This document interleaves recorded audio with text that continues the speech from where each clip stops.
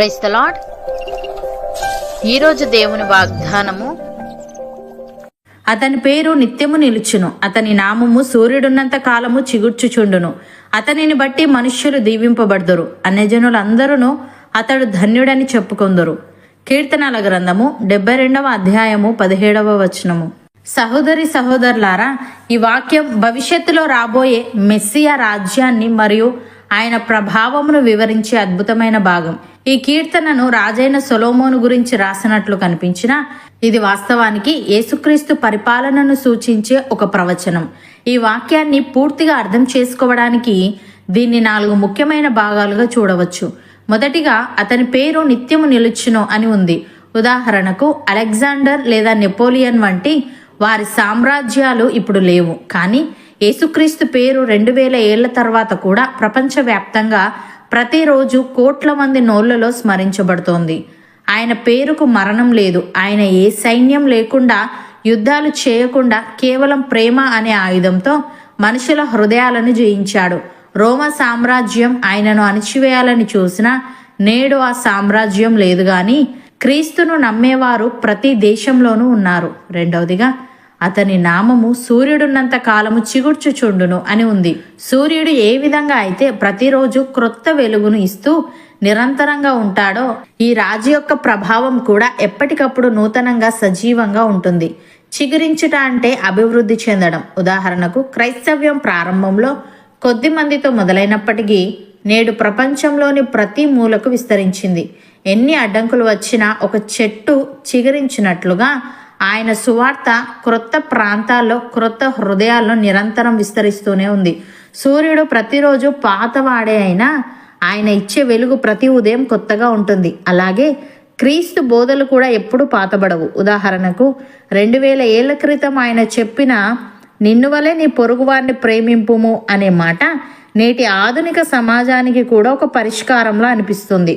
ప్రపంచంలో ఎన్నో సిద్ధాంతాలు వచ్చి వెళ్ళిపోయాయి, కానీ సూర్యుడు ఎలాగైతే స్థిరంగా వెలుగునిస్తాడో, క్రీస్తు ప్రభావం కూడా ఏ తరం వారికైనా అదే నిరీక్షణను ఇస్తోంది. మూడవదిగా, అతనిని బట్టి మనుష్యులు దీవింపబడుదురు అని ఉంది. ఈ రాజు కేవలం తన కోసం కాకుండా ప్రజలందరి మేలు కోసం పరిపాలిస్తాడు. ఆయన ద్వారానే మానవాళికి నిజమైన ఆశీర్వాదం కలుగుతుంది. ఉదాహరణకు, అబ్రహాముకు దేవుడిచ్చిన వాగ్దానం, నీ సంతానము ద్వారా భూలోకంలోని వంశములన్నీ ఆశీర్వదించబడును అని. ఇది క్రీస్తులో నెరవేరింది. ఆయన నేర్పిన ప్రేమ, క్షమ, నీతి అనే సూత్రాలను పాటించే సమాజాలు మరియు కుటుంబాలు ఎంతో శాంతిని, దీవెనను పొందుతున్నాయి. భారతదేశంలో విలియం కేరీ వంటి మిషనరీలు క్రీస్తు బోధనల ద్వారా ప్రేరణ పొంది సతీ సహగమనం, అంటరానితనం వంటి దురాచారాలను అరికట్టడానికి, విద్యను అందరికీ అందించడానికి కృషి చేశారు. తద్వారా ఈ దేశంలోని సామాన్య ప్రజలు విద్యావంతులై దీవించబడ్డారు. విలియం విల్బర్ ఫోర్స్ వంటి వారు క్రీస్తు సిద్ధాంతాల ఆధారంగానే బానిసత్వానికి వ్యతిరేకంగా పోరాడారు.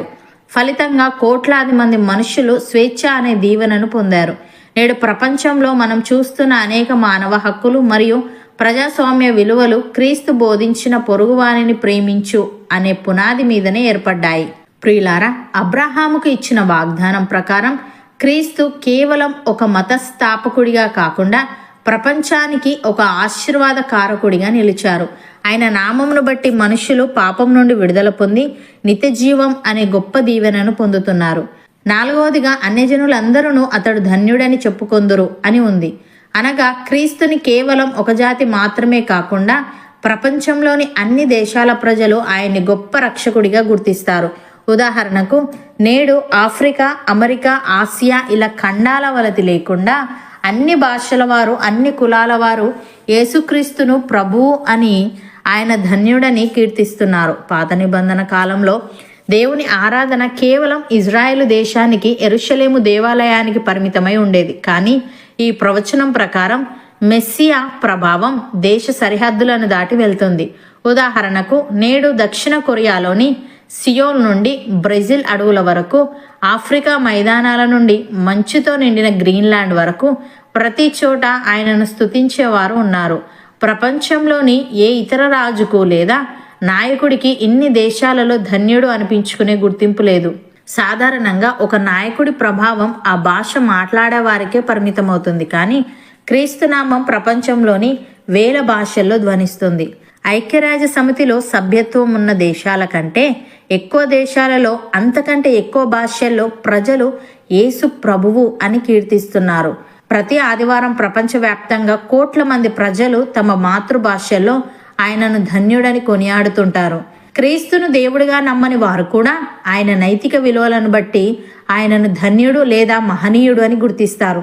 ఉదాహరణకు, మహాత్మా గాంధీ క్రైస్తవుడు కాకపోయినప్పటికీ యేసుక్రీస్తు కొండ మీద చేసిన ప్రసంగం తనను ఎంతో ప్రభావితం చేసిందని చెప్పారు. ఆయన క్రీస్తును ఒక గొప్ప బోధకుడిగా, ధన్యుడిగా గౌరవించారు. అన్యజనులు యేసుక్రీస్తును ధన్యుడు అని చెప్పుకోవడం ఆయన సార్వత్రిక ప్రభావానికి నిదర్శనం. ప్రియులారా, ఈ వచనం మనకు ఇచ్చే గొప్ప నిరీక్షణ ఏంటంటే, లోకంలో అన్ని మారిపోయినా, క్షీణించిపోయినా దేవుని రాజ్యాధికారం మరియు ఆయన ప్రేమ మాత్రం సూర్యుడు ఉన్నంతకాలం స్థిరంగా సజీవంగా ఉంటాయి. అలాగే ఆయనను ఆశ్రయించే ప్రతి మనిషి, ప్రతి జాతి ఆశీర్వదించబడుతుంది. నమ్మిన వారు నాతో పాటు ప్రార్థనలో ఏకీభవించండి. పరిశుద్ధుడా, ప్రేమగల తండ్రి, నీ పేరు నిత్యము నిలుచునని, నీ నామము సూర్యుడున్నంత కాలము చిగుర్చుచుండునని, నిన్ను బట్టి మనుష్యులు దీవింపబడుదురని, అన్యజనులందరూ నీవు ధన్యుడవని చెప్పుకొందురని సెలవిచ్చావు. తండ్రి, ఇది సత్యం. దేవా, ఏ సైన్యం లేకుండా, యుద్ధాలు చేయకుండా కేవలం ప్రేమ అనే ఆయుధంతో మనుషుల హృదయాలను జయించావు. ప్రపంచంలో ఎన్నో సిద్ధాంతాలు వచ్చి వెళ్ళిపోయినా నీ ప్రభావం ఏ తరం వారికైనా ఎల్లప్పుడూ అదే నిరీక్షణను ఇస్తుంది. కనుక నీకు కృతజ్ఞతలు చెల్లిస్తూ మేము కూడా నీ ప్రేమను క్రియల్లో చూపే వారముగా ఉండుటకు సహాయము తెచ్చిమని, నీ నామమును బట్టి మనుషులు పాపం నుండి విడుదల పొంది నిత్య జీవం అనే గొప్ప దీవెనను పొందుతారు. గనుక మేము నీ నామమును అన్యజనులలో ప్రకటించే వారంగా ఉండుటకు కృపచూపమని, అబ్రహాము పొందిన ఆశీర్వాదం మాలో ప్రతి ఒక్కరికి నీవే అనుగ్రహించమని యేసుక్రీస్తు నామమున ప్రార్థిస్తున్నాము తండ్రి. ఆమెన్.